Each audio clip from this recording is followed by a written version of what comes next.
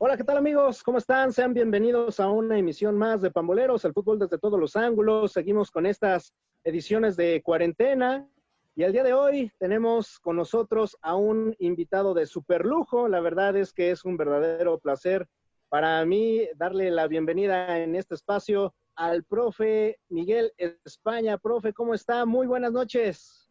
¿Qué tal? Muy buenas noches a todos. Saludo a Juan, a Fernando y a Diego. Feliz de estar con ustedes y listos para hablar de fútbol. Claro que sí, profe. Saludo también con muchísimo gusto a Diego Farel. Diego, ¿cómo estás? Mi estimado Juanito, muy bien, amigos de Pamboleros, pues hablar de fútbol, de lo que más nos gusta y pues ya esperemos que pronto vaya regresando el fútbol en todas las esquinas del mundo. Esperemos que sí. Fernando Rodríguez, buenas noches. Buenas noches, Juanito, Diego, el profe Miguel España. Muy contento de estar aquí, de poder tener una plática amena.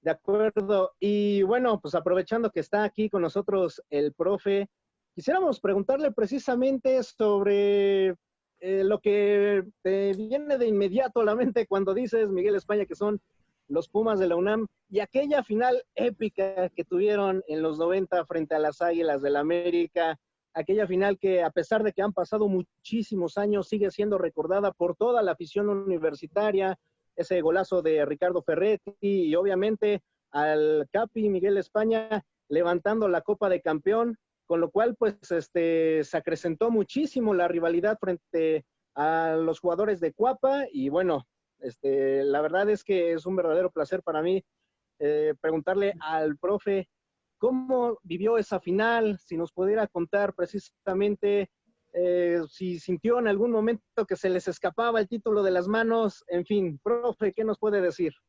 Pues mira, yo creo que fueron varios sentimientos. Primero, pues el sentimiento de revancha, porque ya nos habían ganado dos finales. Yo estuve en las dos anteriores. Bueno, varios estábamos de ese equipo que quedó campeón en la 90-91. Estábamos ahí, teníamos ese sentimiento de revancha.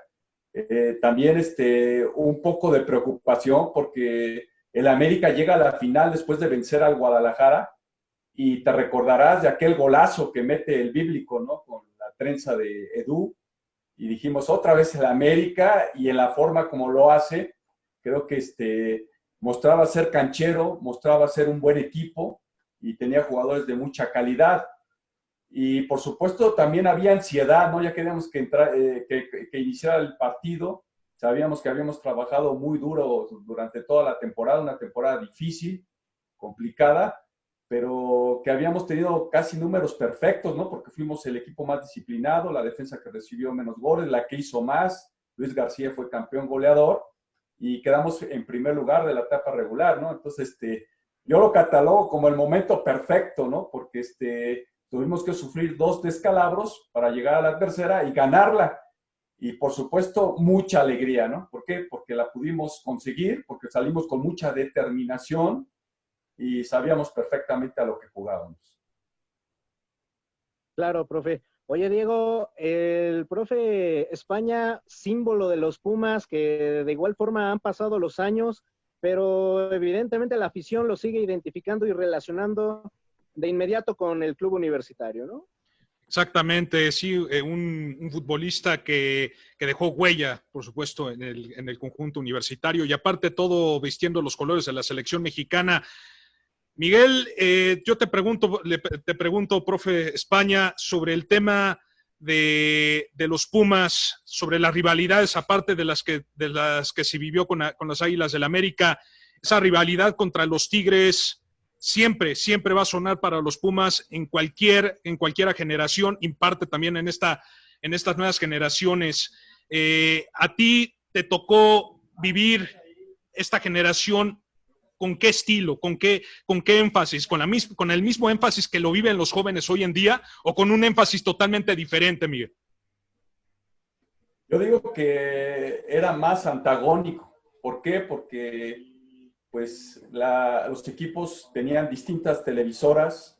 Nosotros éramos un equipo juvenil, canterano, casi el 80-90% salido de Pumas. Ellos tenían también una estructura americanista con dos o tres jugadores o más de refuerzos, siempre con refuerzos caros, refuerzos que hacían una gran diferencia. Hoy en día Pumas lo transmite la misma televisora, también ha cambiado un poco el formato. Nuestro equipo era un equipo un tanto austero, no teníamos nada de publicidad, ellos sí tenían publicidad. Incluso socialmente como que había esos dos puntos, ¿no? De situaciones políticas, si lo pudiéramos decir así, ¿no? Entonces, hoy en día lo veo en el entorno, lo veo en el choque, lo veo diferente, por supuesto con mucha pasión, a veces más en la parte de las tribunas que a veces dentro del terreno de juego, porque pues vemos muchos no nacidos en México que se van integrando a los equipos, tanto América como Pumas, más en Pumas, ¿no? Porque sí es verdad que hay algunos canteranos y los que han vivido con eso, pues saben perfectamente de lo que se trata este clásico, pero los que llegan, pues sí, juegan clásicos, pero no tienen esa historia, esa vivencia. Sí, de acuerdo. Fernando. Así es, definitivamente, y preguntarle al profe Miguel, ¿qué fue para ti el ser un jugador del Club Universidad Nacional? ¿Qué representaba ser un canterano jugando en el primer equipo de Pumas en aquella época y también con los compañeros que tenías? Pues un orgullo, ¿no? Porque siempre le fui a los Pumas, me tocó ver esa generación donde estaba Cavillo, donde estaba Muñante, Miguel Mejía Barón, Héctor Sanabria, tenían un equipazo, ¿no? Y fueron campeones. Y también estudié en la Prepa 5, bueno, hice gran parte de mis estudios ahí. Entonces, pues tengo tatuado, ¿no? Los colores, ahora sí que soy de sangre azul y piel dorada. Y el hecho de llegar a los 13 años a Pumas, ir subiendo categorías, ser campeón en varias de ellas, representar a mi país por parte de Pumas en el Mundial Juvenil, en el campeonato universitario también. O sea, hay mucha identificación, además que si le sumas, pues ahí me retiré, ¿no? Y pude dirigir a los Pumas. Entonces, creo que tuve una etapa de formación muy importante que creo que Pumas siempre se ha caracterizado por eso, por lo cual también estoy muy agradecido. Oiga, profe, ahorita Diego tocaba un punto importante que era la selección mexicana.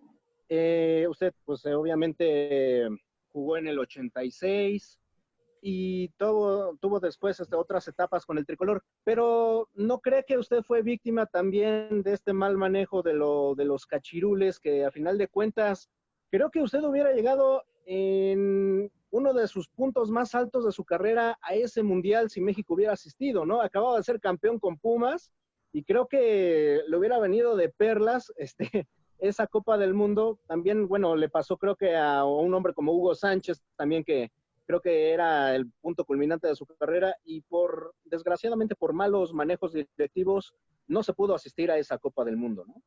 Pues yo diría que toda una generación, porque después del 86 que dejamos un buen sabor de boca porque logramos el 5º partido.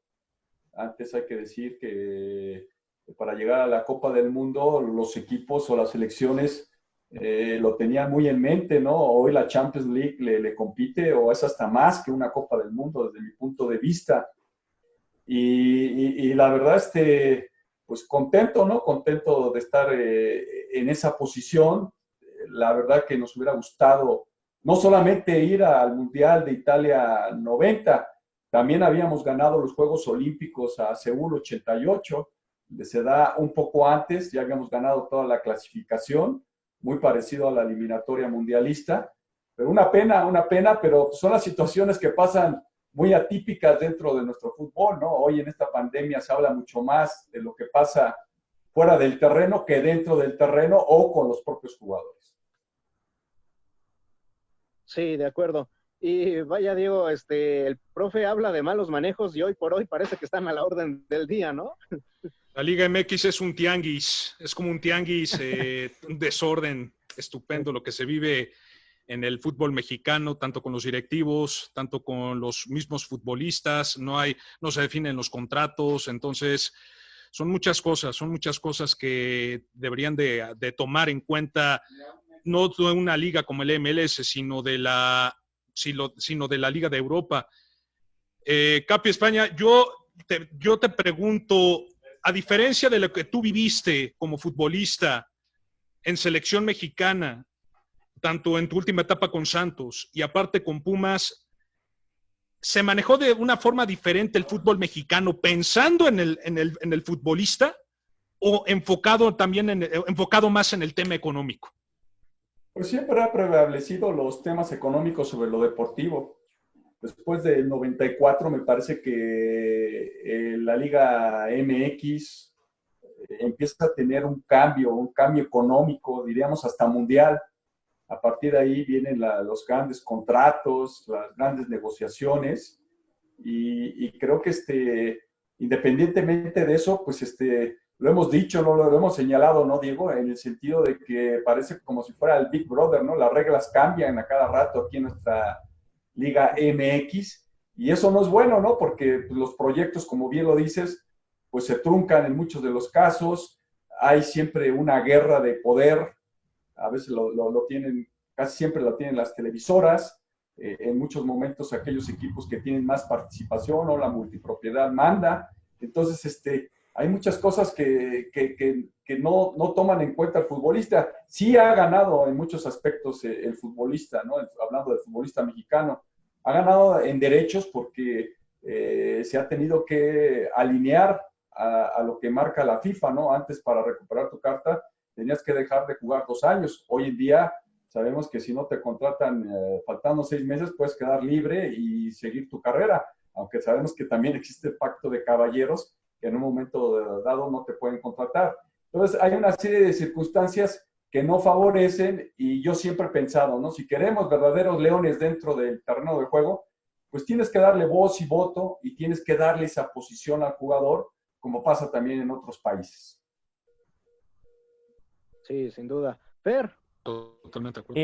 En esta situación de, bueno, lo que se maneja principalmente en estos últimos 3 meses, que se habla mucho más de lo que está fuera de la cancha en esta fabulosa Liga MX, ¿cómo se manejaban los procesos en aquellos momentos en los que tú jugabas, Miguel, en los que prácticamente pues tenías la oportunidad de hacer carrera en un equipo y no necesariamente eras vendido, ¿no? Ya se ha ido perdiendo este sentido de pertenencia, ¿tú crees?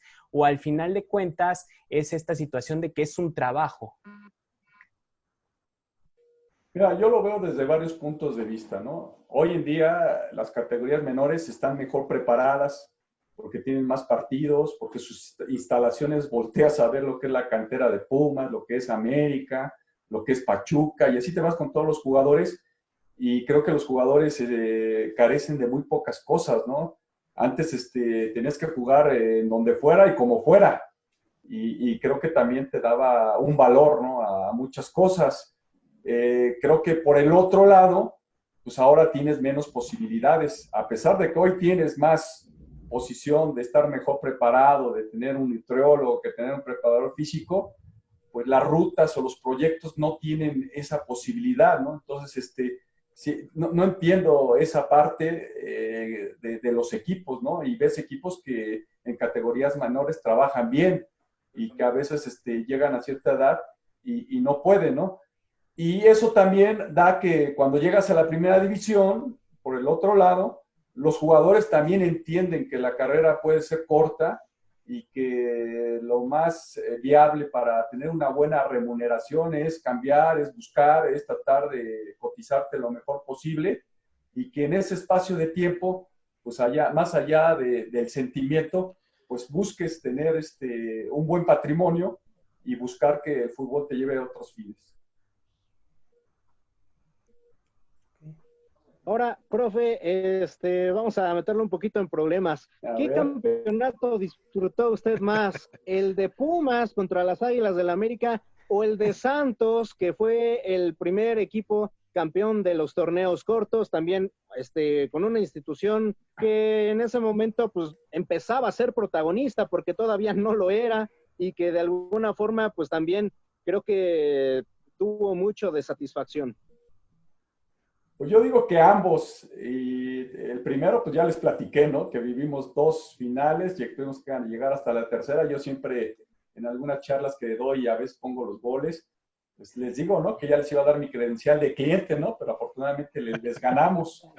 Y en la otra, como bien lo dices, un equipo que normalmente estaba por tratar de permanecer en la primera división, de repente en el primer formato de torneos cortos, se prepara bien, trae buenos jugadores, ya traía una inercia anterior porque había llegado a una final contra Tecos y se sigue con un trabajo de continuidad.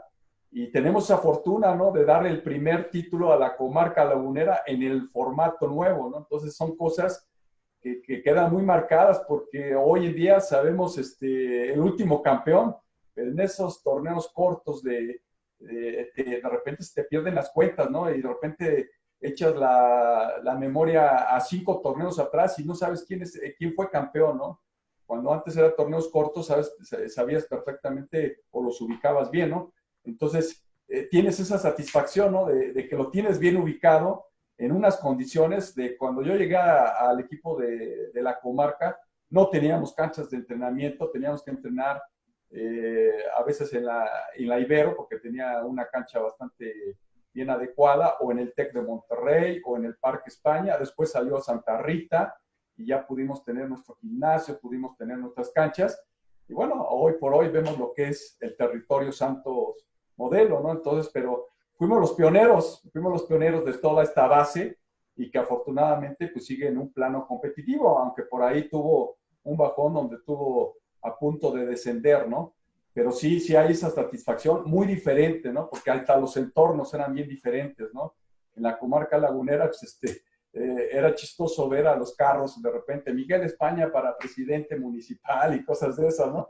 Y aquí en Pumas pues, estaba abarrotado, estaba completamente lleno el estadio. De hecho, cuando se hizo el festejo que fue ahí al lado del estadio en el Académico, no sé cómo la gente se enteró, pero cuando llegamos no teníamos una silla para sentarnos los jugadores. Sufrido. Oye, Diego, la situación. Sí. Fíjate, ahorita ya nos comentaba el Capi este campeonato con Santos. No sé si tú lo recuerdas. Él era el capitán también, de esa escuadra lagunera. O sea, campeón con Pumas como él como capitán, ahora con Santos otra vez como capitán. Eso nos habla evidentemente de un hombre de calidad, ¿no? Exactamente. Y aparte de todo, Miguel, creo que también te sirvió mucho que te rodeaste con buenos jugadores, con una clase, un buen medio campo bien armado, como tú lo dices, un estuche, una relojería como tal, ¿no? Un equipo que funcionaba desde la portería, defensa, medio campo, ofensiva, y aparte de todo, si no me equivoco, ese equipo contaba con un futbolista que yo admiro mucho, que es Héctor Adomaitis. Pues era un equipo muy bien repartido, ¿no? Todavía todos sabían perfectamente cuál era su rol y lo dices perfectamente. Alfredo Tena logró hacer de ese equipo un estuche de relojería, yo lo menciono así. Y prueba de ello, si tienen la oportunidad de ver el segundo gol de Gabriel Caballero, desde que sale la pelota desde nuestra defensa, a 1 o 2 toques llegamos hasta la portería contraria y no la toca el Necaxa que marcó época en los 90, ¿no? Entonces, era un equipo que trabajaba bien, como lo dice bien Diego, creo que había jugadores con mucha calidad. Yo no solamente pondría al ruso, también estaría Benjamín Galindo, estaba en punta Jared Borghetti, por supuesto lo que trabajaba Gabriel Caballero. Ahora, un equipo muy bien balanceado, muy bien trabajado, creo que en eso ganamos ventaja hacia los demás, porque arrancamos un poco antes que todos, y cuando arrancó el torneo, desde que arrancó hasta que finalizó, fuimos un equipo muy competitivo. Sí, de acuerdo. Fer. Regresando a estas situaciones del Mundial de México 1986, ¿cómo lo vive Miguel España? ¿Cómo lo vivió, profe, el Mundial? Y además en casa. Pues fue una etapa muy bonita, ¿no? Yo lo manejo como un sueño hecho realidad, ¿no? Porque todo jugador cuando empieza, pues su primera meta es pues estar en la primera división, mantenerte, por supuesto, llegar a las finales, ser campeón, y después sigue el ser seleccionado, y en esa etapa, pues jugar un mundial, ¿no? No son tantos los que juegan mundiales, ¿no? Algunos tienen la fortuna de repetir, y como Rafa Márquez, ¿no? Jugarlo, o como la Tota Carvajal, no jugarlo 1 ni 2, sino hasta 5 veces estar en un mundial, ¿no? Entonces, Pues la verdad, fue una alegría porque además fue en casa, fue un equipo que se trabajó bastante bien. Eh, Ahí ya empezaban a salir mal los jugadores de América hacia Europa, no eran tantos, todavía se encontraba esa paridad entre lo que era el continente americano y el de Europa. Hoy en día me parece que Europa manda, y manda porque pues, tiene más recursos, porque tiene mucho más formas de llevarse jugadores, más competencia. En aquel entonces estaba mucho más parejos las condiciones y más marcadas los estilos. Y la verdad es que tuvimos una gran preparación porque tuvimos muchas giras. La calendarización de un torneo largo te daba esa posibilidad, además de que pues, las eliminatorias eran más cortas porque los lugares también eran menos. La Champions también no tenía la larguísima etapa de grupos. Y en fin, que fue una preparación ardua, complicada, pero con una idea muy clara que el señor Bora Milutinovic lo pudo hacer. Creo que fue el gran conductor junto con Miguel Mejía Barón, tenía un gran cuerpo técnico, estaba Miguel Marín como encargado de entrenador de porteros, Héctor Sanabria, estaba incluso Octavio Rivas, y la verdad nos comportamos como una familia, a lo mejor no éramos una lumbrera como equipo, diciendo que éramos un equipo vistoso, exquisito, pero un equipo muy, muy fuerte, muy difícil, muy tosudo, difícilmente le ganaban. Trabajaban muy bien la bola parada, hizo muchos goles en balón parada y se defendía bien, ¿no? Se defendía bastante bien. Entonces, cualquier equipo que nos enfrentaba le costaba mucho trabajo ganarnos y tratar de ganarnos el medio campo, porque prácticamente jugábamos con 5 medios y un punta y los 4 defensas con el portero. Así Oiga, es. profe, aprovechando que está ahorita con nosotros, quisiera que nos platicara un poco sobre un jugador que estuvo con usted no solamente en selección, sino también en Santos Laguna, que es el maestro Benjamín Galindo, que actualmente, pues lamentablemente está atravesando una situación difícil de salud. Pero, pues quisiera que nos platicara cómo era Benjamín Galindo, perdón, como jugador y como persona, si tiene alguna anécdota con el maestro.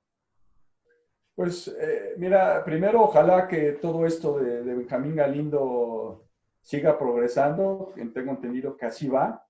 Es una situación que a mí me sorprendió porque Benjamín es todo un profesional, se cuida muchísimo. La verdad, cuando se dio esa noticia, pues sí te pega. Y era un buen compañero, era un compañero que orientaba, que ayudaba, maduro, con una técnica exquisita, le pegaba igual de bien con la derecha que con la izquierda. Y la verdad, pues tuvimos muchas vivencias, ¿no? La tuvimos en selección y por supuesto luego nos encontramos en el equipo de Santos. Entonces nos conocíamos, nos tratábamos con mucho respeto, pero también con mucha fraternidad, ¿no? Porque conocía a su esposa, conocía a sus chicos, entonces, pues, ¿qué te puedo decir? Que pues, es un profesional en toda la extensión de la palabra, ¿no? Y que es una pena que esté viviendo o esté pasando por estos momentos. Y fue un 10 que está ahí dentro de los mejores de la historia del fútbol mexicano, ¿no? Porque sabía repartir el balón como pocos y sabía poner la pelota donde él quería. Claro. Oye, Diego, ahorita que lo mencionabas también tú, esa media cancha, Benjamín Galindo y Miguel España, nada más, ¿no? Nada más y nada menos que un medio campo de miedo.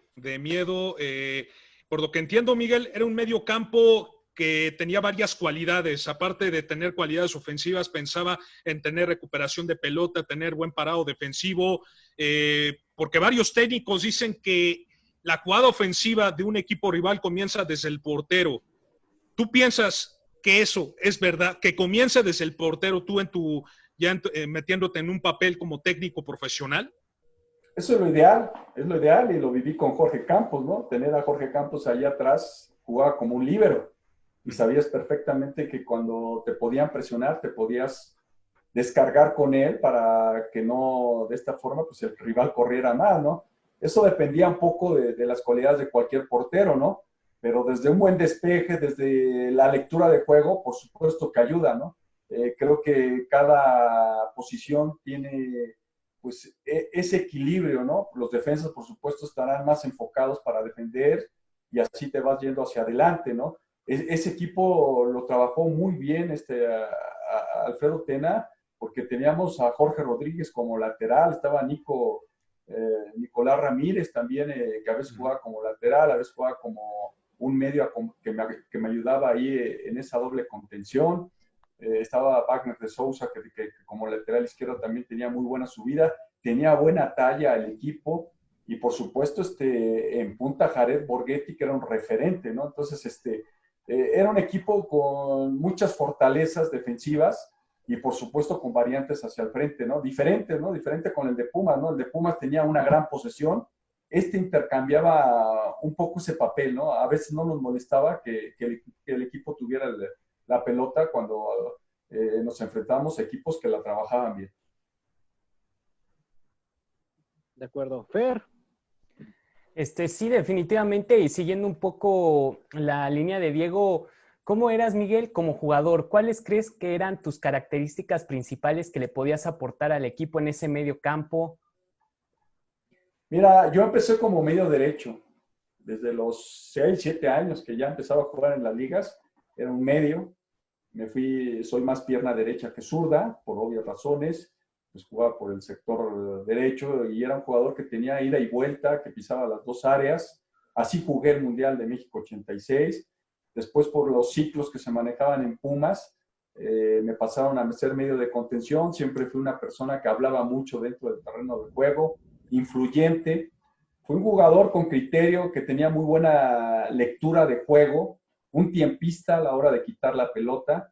Esto quiere decir que trataba de no cometer muchos faules, de no ir tanto al bulto, y tratar de ahí iniciar el ataque. Y después, cuando tenía la pelota, no la perdía tan fácilmente, ¿no? No era un jugador que tuviera una gran distancia, como a lo mejor Marcelino Bernal, que le pegaba muy fuerte a la pelota, que te puede hacer un cambio como Rafa Márquez de 70 metros, ¿no? Y te la ponía al pie. Pero tenía una distancia bastante aceptable, y sabía en esa lectura saber hacer coberturas a mi lateral derecho, al izquierdo, y siempre buscando ser ese escudo, ¿no? Para tratar de que el equipo no se echara tan atrás y que tampoco quedara muy descubierto cuando atacáramos. ¿Tú crees que los futbolistas en la actualidad necesitan tener un mayor conocimiento de estos conceptos dentro del campo de su labor? ¿O al final de cuentas hay ciertos personajes que destacan por esto? Yo lo que creo que el futbolista tiene que tener oficio, ¿no? O sea, en una posición, y en esa tiene que crecer. Hay jugadores que pueden jugar varias posiciones, pero al final acaban por enriquecerse en una sola. Le pasó a Jorge Campos. Jorge Campos, cuando empezó a jugar de delantero y portero, de delantero no lo hizo mal, fue así que estaba peleando por el título de goleo. Cuando Miguel habla con él y le dice, ¿sabes qué? Te tienes que definir, porque los entrenamientos no son los mismos, los pequeños, grandes detalles, esa bitácora del trabajo de efectos y habilidades la tienes que llevar sí o sí, ¿no? Es como cuando agarras una especialidad, ¿no? Cuando ya eres doctor o cuando ya acabas tu carrera, ¿no? Entonces, yo la baso así, ¿no? Y te haces mejor jugador al final de cuentas, ¿no? Entonces, sí creo que los jugadores sí tienen que definir, por supuesto tienen que tener la orientación, tienen que tener pues todos estos ingredientes de los cuales estamos hablando, la lectura de juego, las cuestiones técnicas, el saberse mover en tiempo y distancia, tantas cosas. Y por supuesto también ayuda mucho el jugador molde. ¿Qué me refiero a esto? Pasó mucho en Pumas. Se fue Caviño y vino Hugo Sánchez y aprendió muchas cosas de Caviño. Se fue Hugo Sánchez y llegó Luis Flores. Y Luis Flores aprendió muchas cosas de Hugo Sánchez. Y después Luis García, y así fue una cadenita. Pues así pasa en muchos de los equipos, o eso es lo ideal, ¿no? Para de esta forma, con el sello que tiene cada jugador, buscar que el jugador sea mejor cada vez. Claro. Oiga, profe, ¿a usted le costó trabajo dar el salto de jugador a entrenador? Es decir, de pasar de recibir las indicaciones a darlas ya desde el banquillo. Pues mira, la verdad es que uno se prepara. Yo tuve la fortuna de jugar 20 años, pude haber seguido, pero la verdad es que era irse a equipos con muchos problemas, como le pasó ahora a Carlos Salcido, ¿no? Que yo no sé cómo terminó con el Veracruz, pero estoy seguro que ya no lo disfrutaba, ¿no? Porque eran problemas de todo tipo y vimos en qué acabó lo del Veracruz, que lo terminaron desafiliando, ¿no? Yo, al verme ese panorama, no existía la Liga de Ascenso como tal, que te daba esa posibilidad, como lo hizo Cuauhtémoc Blanco. Entonces, se abrió la posibilidad en Pumas de poder prepararme, primero estar como asistente de Hugo Sánchez mientras acababa mi título como director técnico y después estar en la segunda división. Y sí, aunque te prepares mucho, sí es una situación que cambia, ¿no? Y que cuesta un poco de trabajo porque pues diario agarrabas la maleta, desayunabas de tal forma, ibas encaminado y con una idea de ir al terreno de juego y ser el protagonista, ¿no? Después ya cuando estás fuera de la cancha y tratando de convencer, tratando de que tus conocimientos pues impacten, pues no todos están en la misma posición y esa es tu labor. Y también la ventaja de ser jugador es que pues, lo sufres o como lo sufras, pues lo dejas en el terreno de juego. El entrenador muchas veces no, porque está afuera, ¿no? Está en una situación donde no se puede mover. Entonces sí cambia mucha la perspectiva y no es tan sencillo, hay que prepararse y por supuesto tener las condiciones que te ayuden para seguir con esta carrera que a veces es complicada. Claro. Ahora, profe, cuéntenos otro de sus grandes momentos, ahora ya también como entrenador. ¿Qué significó para usted la final de la Copa Sudamericana contra Boca Juniors? Estuvieron muy cerquita de llevarse ese trofeo, a final con polémica incluida, pero la verdad es que Pumas dejó un buen sabor de boca en ese certamen, ¿no? Sí, la verdad es que yo estaba en el equipo de segunda división, de hecho llegamos a una final, perdimos en penales también en el primer tramo, nos faltó todavía el segundo. Y cuando empezaron los problemas con Hugo después de un año de ensueño, porque se logró el bicampeonato, toda esa etapa me tocó vivirla, el campeón de campeones, el torneo del Santiago Bernabéu, todo eso, o sea, fue un año tremendo. Pues yo me fui a la segunda división y después no sé por qué hubo problemas y de repente pues fui como un soldado, ¿sabes qué? Pues ve allá a la primera división, te necesitamos.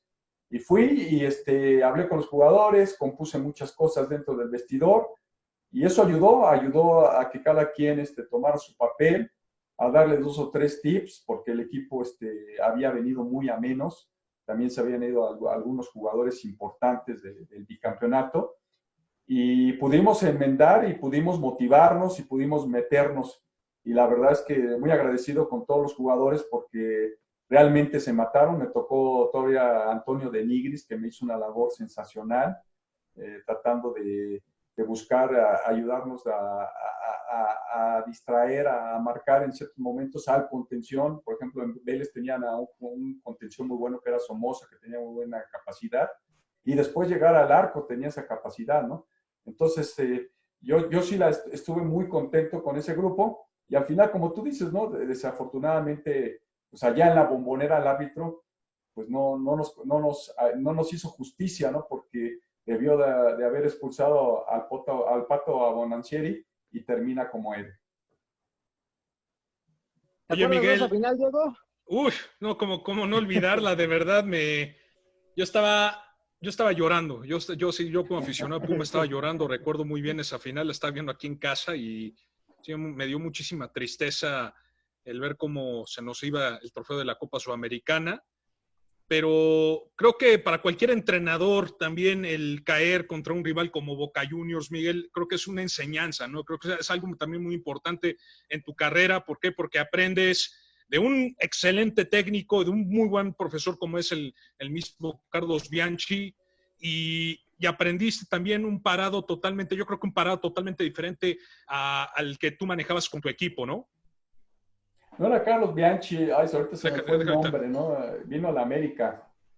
Ay, se me fue el nombre, ¿no? Que tenía la voz muy ronca. Bueno. ¿Basile?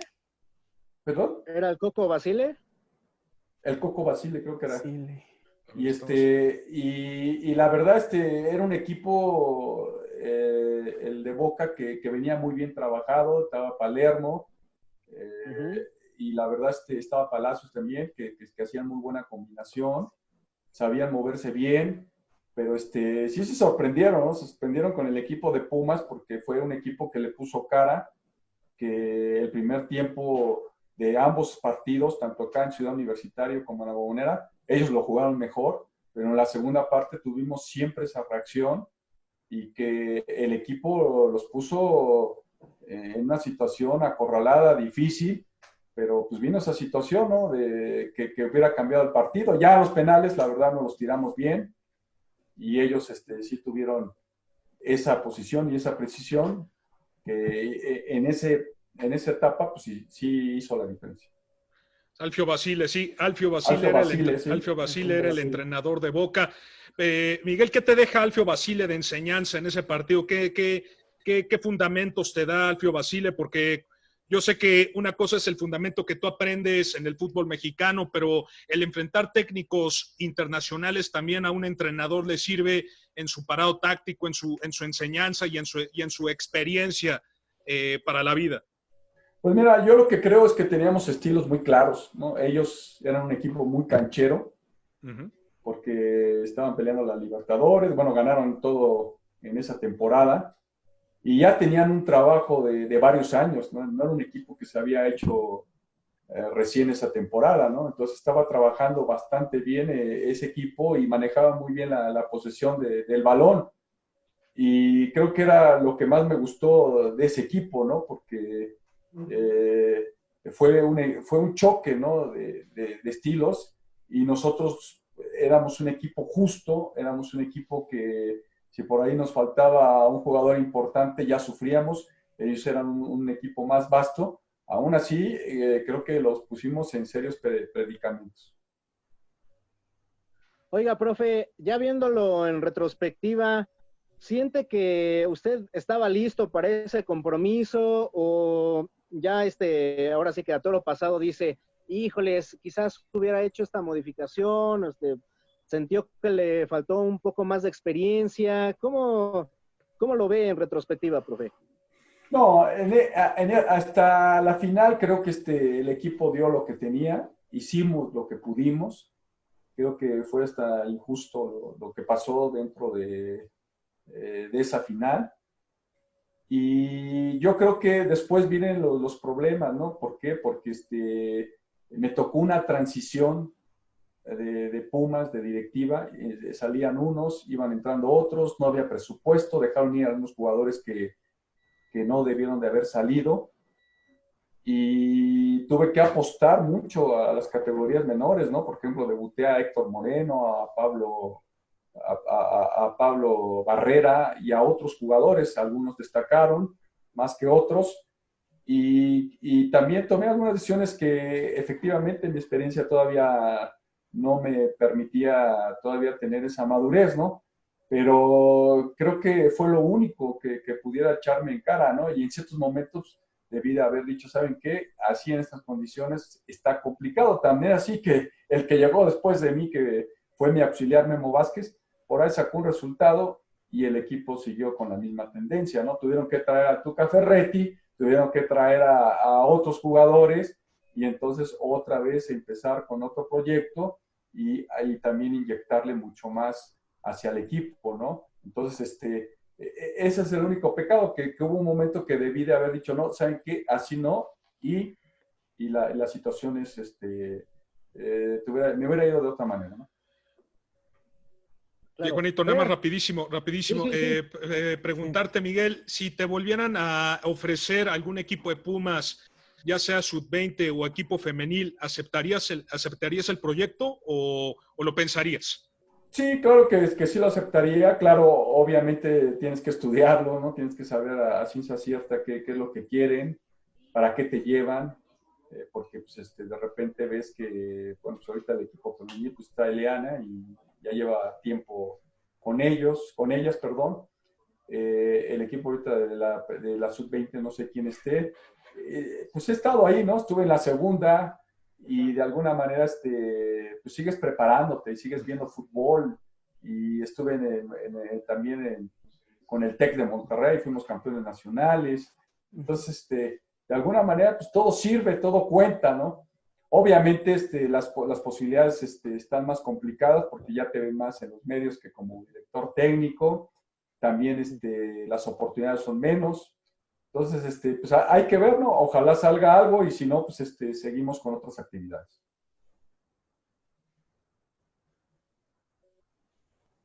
Adelante, Fer. Sí, en esta situación algo de lo que me intriga es cómo viviste el capitán Miguel España, una figura en Pumas, un ídolo del Club Universidad, con Hugo Sánchez en la parte de futbolistas y también en la parte pues ya del otro lado, ¿no? En la dirección técnica como auxiliares. ¿Cómo viviste el fenómeno de Hugo Sánchez? Pues mira, los que estuvimos en categorías menores, pues el ejemplo a seguir siempre fue Hugo Sánchez, ¿no? ¿Por qué? Por su mentalidad, porque pues, llegó al Atlético de Madrid, después fue al Real Madrid. Me tocó estar en la reserva profesional, quedarme a centrarle, porque se quedaba después de entrenar un tiempo considerable a hacer sus remates y a buscar pulir lo que te digo en esa bitácora de defectos y habilidades. Y me tocó en diferentes espacios, ¿no? ¿Por qué? Porque pues, después en el Mundial de México 86, pues Hugo Sánchez era el máximo exponente como jugador, hasta como deportista, o estaba dentro de ese panorama, y cuando llega a la selección, pues bien, también tenía una buena relación y esa admiración, por supuesto, por todo lo que había de alguna manera mostrado, ¿no? A pesar de que las condiciones a veces no estaban a su favor. Y después cuando me toca como capitán de la selección, ¿no? Ya un Hugo más de salida que tratando bueno, por supuesto de competir, pero ya con condiciones menores, ¿no?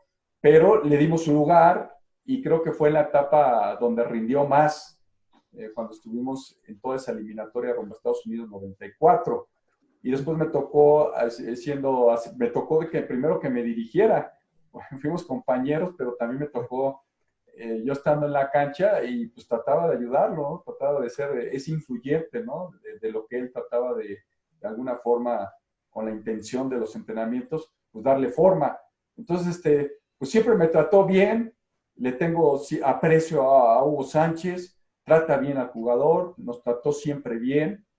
Y a pesar de que cada quien tiene pues una óptica de lo que es Hugo Sánchez, pues los que estamos cerca de él, te podemos decir que es buena persona y que le gusta competir y que le gusta ponerle la sal y la pimienta en sus comentarios y que es polémico, ¿no? Entonces, es un tipo que creo que tiene de qué hablar, ¿no? Porque, pues, no, lo que hizo en España, siendo el pentapichichi, no es cosa que se dé todos los días. Entonces, pues yo le guardo un gran aprecio.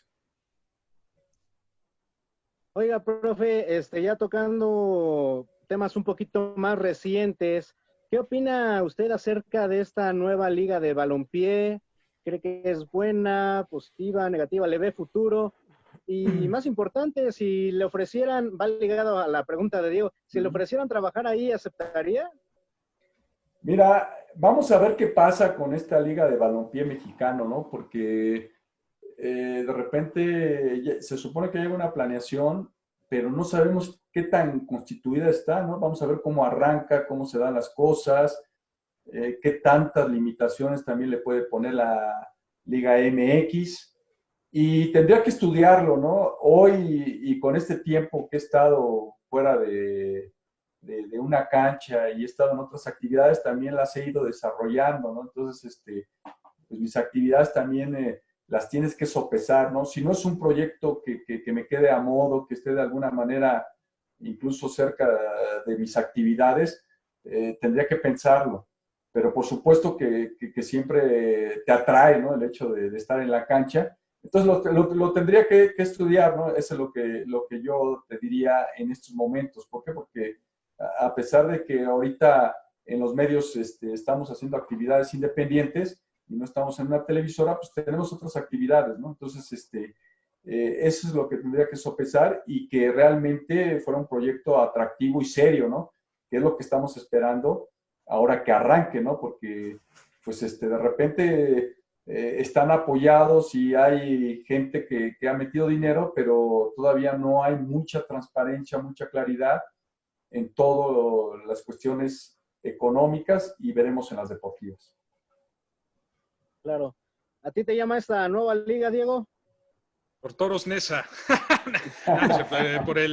Por Toros Neza, digo, a la final de cuentas, un equipo de los equipos que desaparecieron en la primera división, pero también por el proyecto que está manejando. Creo que es un proyecto que si le siguen metiendo el interés por el futbolista y no por el interés económico, yo creo que veríamos algo totalmente distinto. La cosa, Miguel, sería ver que también la Liga MX no ponga las trabas, no le ponga piedras, cosa que no dudo y que tarde o temprano vaya a suceder, ¿eh? Pues vamos a ver, ¿no? Porque existen ligas independientes en otros países, ¿no? En la MLS, en Brasil, por ejemplo.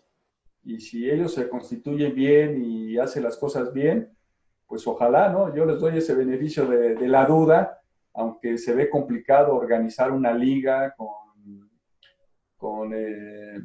situaciones como está nuestro país, ver quién se mete, quién va a estar atrás de los equipos va a ser muy importante, que realmente sean serios, que toda esta organización pues también se vea reflejada, ¿no? Porque hasta el momento me parece que con el tiempo han ido ganando, ¿no? Pero todavía hay equipos que están en esa estructura, están tratando de formarlos. Entonces, pues va a ser interesante, yo así lo veo, y también se abre esa posibilidad, como ustedes lo comentan, para que algunos entrenadores y algunos jugadores, si no tienen espacios en la Liga MX y ahora que ha desaparecido algunas categorías menores y la Liga de Ascenso, pues ojalá que les vaya bien, ¿no? Porque de esta forma, pues se abre otra ventana y otro espacio para todos. Claro. Fer.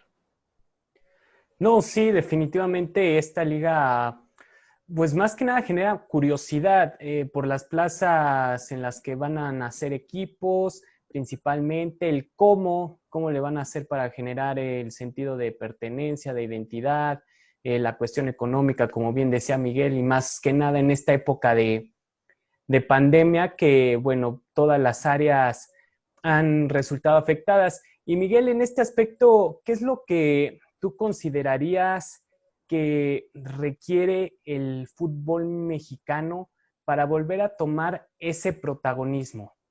¿Por qué? Porque al final de cuentas han habido muchos rumores en cuanto a una posible fusión Liga MX, MLS, se están dando, el contexto está favoreciendo posiblemente en un futuro que suceda, pero al final de cuentas también la Liga MX ha dejado de hacer muchas cosas en cuanto a producción de jugadores, en cuanto a cuestiones comerciales inclusive. ¿Tú qué verías en este aspecto para que pudiera dar un paso al frente y empezar a demostrar que, bueno, sí, tiene lo futbolístico, pero puede mejorar? Pues yo creo que tiene que tener un proyecto mucho más fuerte, mucho más claro. Por ejemplo, ahora el nuevo torneo parece que, bueno, ya está por un hecho de que pues 4 van a calificar y luego va a abrirse una repesca, ¿no? Y cosas de esas, pues a mí me parece que esa competencia es un tanto baja, ¿no? Mediocre, por decirlo así, ¿no? Porque se había abolido la situación de grupos, ¿no? Porque antes calificaban los 2 primeros y a veces podía ser noveno y ser campeón. Nos pasó con el bicampeonato de Pumas, que fuimos novenos y fuimos campeones, ¿no?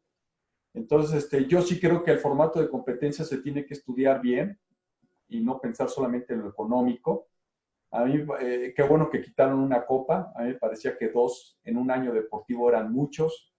También se tiene que pensar en ese balance, ¿no? Está bien que traigan jugadores de fuera de nuestro país, extranjeros, pero que sean menos y de mayor calidad, y también con esas condiciones abrir más espacios al jugador mexicano. Hablábamos de las instalaciones que tiene cada equipo, pues aprovecharlas mejor. Creo que hay muchas cosas que se pueden mejorar, ¿no? Ya se quitó el sistema de transferencias, afortunadamente, el famoso draft. Ahora ya las situaciones van más acordes a lo que se hace en otras ligas. Y de repente copiamos muchas cosas, pero a la mexicana, así como, y a veces cuando decimos a la mexicana parece que todo está mal hecho, ¿no? Yo creo que no. Vemos muchas cosas dentro de nuestro país que mexicanos las ponen en lo más alto del mundo, ¿no? Pero hicimos el draft a la mexicana, pusimos el pacto de caballeros a la mexicana. Nuestro torneo también es atípico, ¿no? Y si lo vemos en las grandes potencias, pues todos juegan a torneos largos porque además saben que tienen la Champions y tienen otros torneos. Entonces, a mí me hubiera gustado un torneo largo, que jugáramos en la Copa Libertadores, que jugáramos en la Copa América, que tuviéramos todos esos espacios, toda esa vitrina, para que de esta forma pues, los jugadores tuvieran más roce internacional. Pero estamos volteando hacia la MLS, ¿no? Que tiene otra economía, que se maneja diferente, que tiene otros tiempos, por el sentido económico, ¿no? Entonces, creo que ahí está mal el enfoque. Si el equipo, si la Liga MX trabaja bien, al final también va a tener los recursos económicos porque va a vender más jugadores, porque los equipos se van a valorar más, porque va a tener más resultados. Entonces, va pegado una cosa con la otra. Pero pues aquí te digo, es como Big Brother, las reglas cambian en cada torneo y las situaciones las van haciendo como ellos creen o como un grupo las va pensando y de repente cambian de una forma de pensar a otra, ¿no? Por ejemplo, vemos a Erraragorri, ¿no? Que primero estaba a favor de la competencia de los extranjeros, de repente dijo, no, hay que voltear a las fuerzas básicas, ¿no? Entonces, ¿no? Y Chivas pasa lo mismo, ¿no? De repente voltearon a ver a lo que hacía Johan Cruyff, ¿no? Con su escuela de holandeses, después trajeron a Raúl Arias, entonces, y eso refleja un poco, ¿no? De lo que es nuestra Liga MX. Entonces, sí hay muchas cosas por hacer. Creo que también no todo es malo, porque de repente ves instituciones que trabajan bien, que han invertido, que juegan bien al fútbol, que tienen proyectos, que te gusta verlos jugar, pero sí le pondría cosas que fueran sumando, que fueran creciendo, aprovechar a ver qué están haciendo economías y equipos o selecciones muy similares a nuestras, como la de Colombia, como la de Chile, que tuvieron generaciones, por supuesto, también ricas y que también a lo mejor pudo haber sido eso una de los factores para que funcionaran, pero sí darle un poquito más, ¿no? de riqueza y, por supuesto, ver lo que se hace en otros lados, ¿no? Tener más jugadores en Europa. Entonces, hay muchas cosas por donde se podría atacar y buscar que con eso pues, el fútbol suba y también tener más jugadores en el extranjero y, por supuesto, eso se vea reflejado en nuestra selección. Oiga, profe, antes de que pasara todo esto de la pandemia, la cuarentena, etcétera, ¿usted cómo veía la actualidad de los dos equipos donde fue campeón, de Pumas y de Santos? ¿Por qué cree que ha pasado ya tanto tiempo desde el último título de los universitarios y si ve a Santos más cerca de ser campeón que Pumas?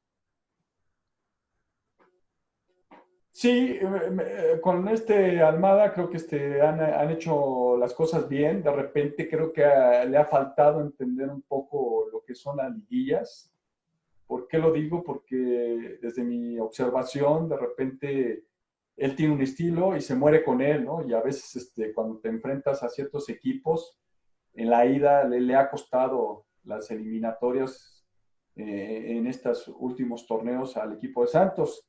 La historia de Pumas ha sido diferente, ¿no? Creo que con David Patiño de repente cambió, después las derrotas dolorosas contra la América pesaron mucho en su entorno, ya no lo dejaron trabajar, la directiva tampoco fue fuerte con él, incluso yo creo que hasta los propios jugadores ya no estaban tan convencidos de ciertas cosas, pero me parece que había hecho un buen trabajo, después como que cambió de varias cosas.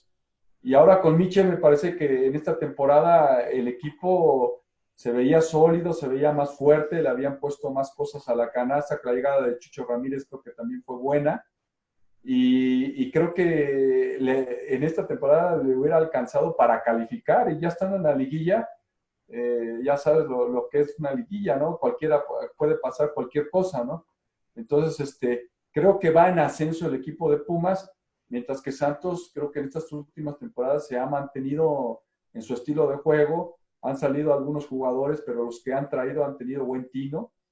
Y creo que los dos equipos, si siguen así, la siguiente temporada van a estar peleando para calificar cuando menos, y volvemos a la misma, ¿no? Y si califican, pues ya veremos para qué están en esa etapa. Claro. ¿Este año era el bueno, Diego? Híjole.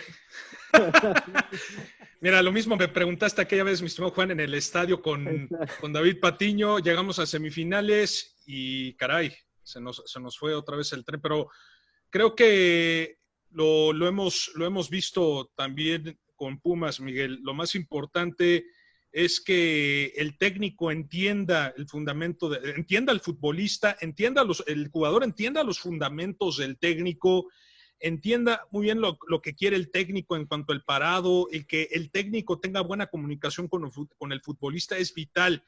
Michel, por lo que yo estoy viendo, ha conseguido algo que muchos técnicos en Pumas, los actuales como el mismo Juan Francisco Palencia, el mismo David Patiño, que lo estaba medio consiguiendo, el mismo Bruno Marioni, no han podido conseguir, que es poder platicar con el futbolista, cosa que se ha visto reflejado en partidos contra Juárez, cuando iban perdiendo con un marcador abismal.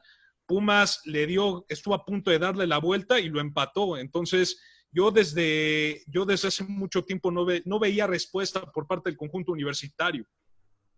Pues mira, yo lo vi bien hasta las últimas 3 fechas, que fueron partidos bien complicados. Creo que fue León, fue Tigres y por ahí se me escapa el otro. Y no terminó bien, o sea, hasta que llegó la pandemia, ¿no? ¿Perdón? Pierden con Morelia, me parece. En Ciudad Universitaria. Sí, exactamente. Entonces, creo que el equipo había hecho un buen colchón para calificar, y además también el calendario que le tocaba me parecía que era dentro de ese presupuesto accesible para poder estar en los 8 mejores.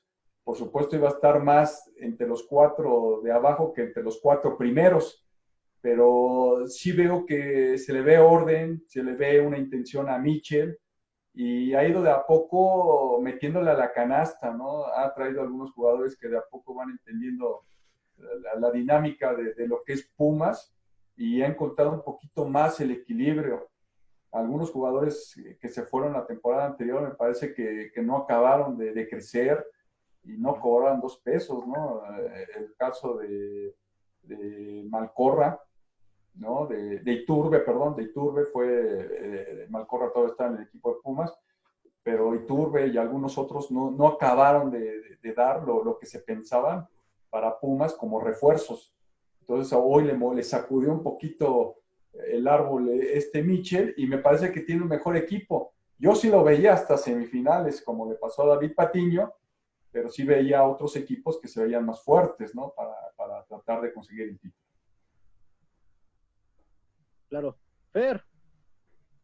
No, definitivamente en esta situación Pumas presenta a Dineno, que ha sido también era una de las grandes revelaciones de clausura 2020. Profe Miguel, ¿cómo usted vislumbraba que se iba a desarrollar clausura? ¿Quería que se hubiera reanudado el torneo o vio positivo que lo hayan suspendido? Bueno, cancelado ya. Pues sí, bueno, yo primero antepongo la salud, ¿no? Entonces sí creo que hicieron bien en cancelarlo, ¿no? Había esa polémica si de Cruz Azul debía haber sido campeón. Yo era de los que decía que pues todo el esfuerzo que hizo un equipo, pues ahí se tiró a la basura, ¿no? Entonces, a lo mejor hubiera sido un buen premio. Además, se canceló justo cuando fue aniversario del equipo Cruz Azul, como si fuera una maldición, ¿no? Pero sí creo que dentro de estos panoramas, creo que la Liga MX ahí sí tuvo ese tino de cancelarlo. Ahora hay que ver cuándo se va a iniciar el próximo torneo, porque tal como están los números en nuestro país, pues se ve complicado todavía este panorama del coronavirus, del COVID-17, y veremos qué pasa, ¿no? Estamos todos al pendientes y esto es una problemática para los propios equipos porque van marcando fechas y de repente, pues todos sabemos cuándo empezó la pandemia, pero no sabemos cuándo se va a controlar o se va a tener ya una estabilidad. Sí, de acuerdo. Profe, ya para terminar, quisiera hacer una pequeña dinámica con usted.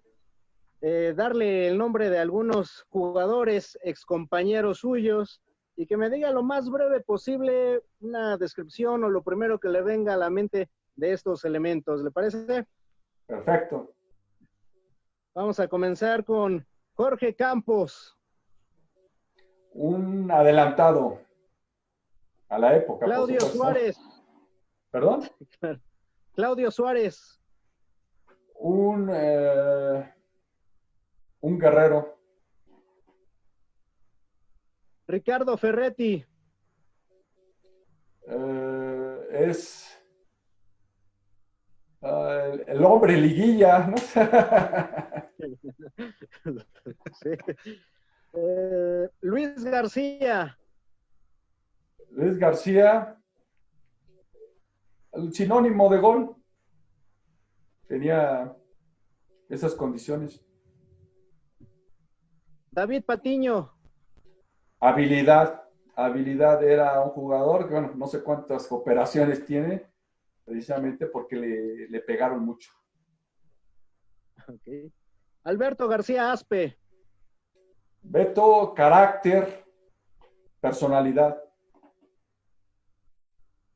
Un poquito más para acá. Héctor Adomaitis. El ruso, aparte de talento, era muy mesurado, era de aquellos jugadores que hablaban muy poco, pero cuando hablaban, decían perfectamente o tenían las palabras adecuadas para analizar o ver una problemática o el estudio de un equipo. Estudioso, no sé, sí. Tenía mucha lectura. Jared Borghetti. También goleador y además gran cabeceador. Y para ellos el gol que le hace Italia, ¿no? Sí, claro que sí. Y Gabriel Caballero. Gabriel, el eterno 8. Pues la verdad, pues es ahora sí que como su nombre, un caballito, porque él llegó como acabó siendo un medio o un segundo contención, pero él era un jugador más como de enganche y en esa posición con Santos fue campeón goleador. Entonces, sí era un caballito porque subía, bajaba, tenía criterio con el balón y hacía goles. Y un último, profe, Alfredo Tena. Alfredo Tena, trabajo.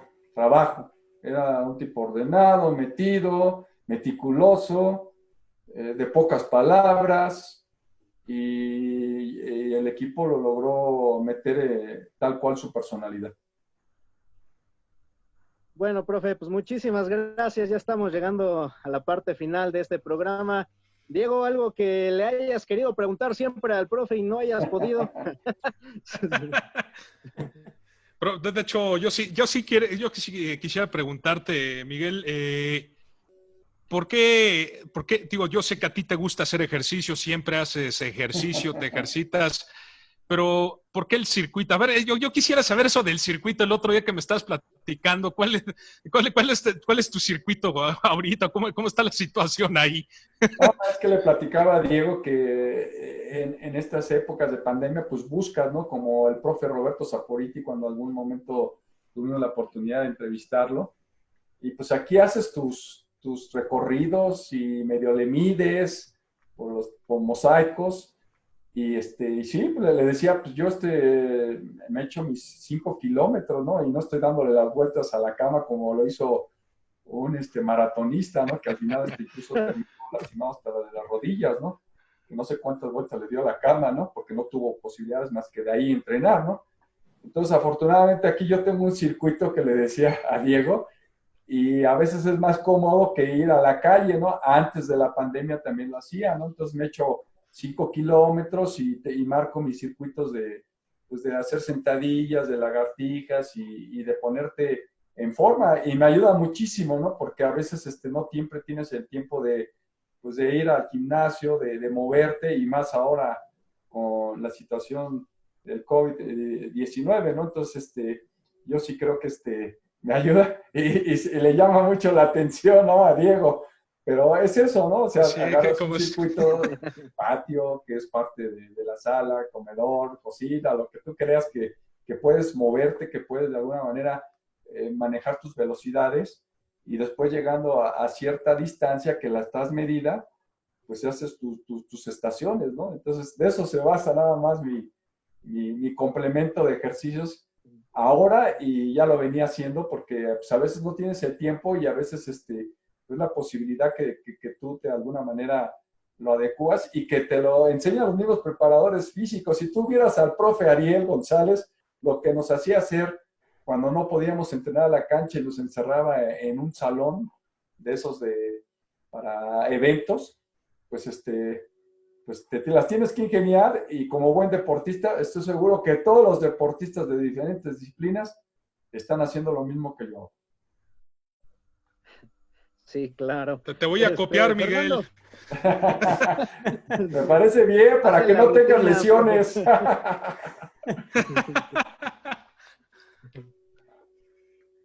Bueno, Fernando Rodríguez, muchas gracias.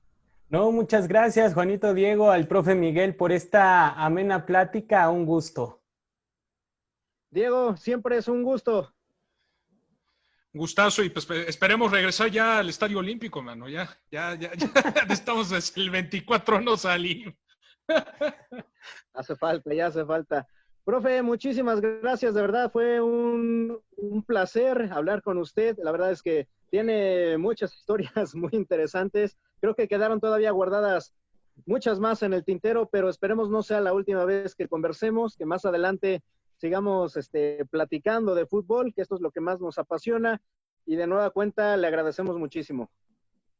Al contrario, Juan, Fernando, Diego, gracias por la invitación, por el espacio. Sí, hay muchas anécdotas. En 20 años, pues imagínate la cantidad de jugadores, de generaciones que me tocaron de alguna manera convivir, vestidores, y pues también todo lo que se vivió en selección, ¿no? Todo ese espacio de preparación rumbo a México 86.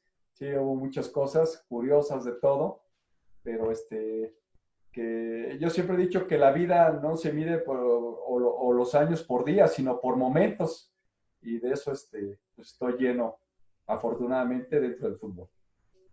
Muchas gracias por la invitación. Esperemos que no sea la última, profe. Muchísimas gracias. Le mandamos un fuerte abrazo. Gracias, cuídense mucho, igualmente. Gracias a todos y hasta la próxima.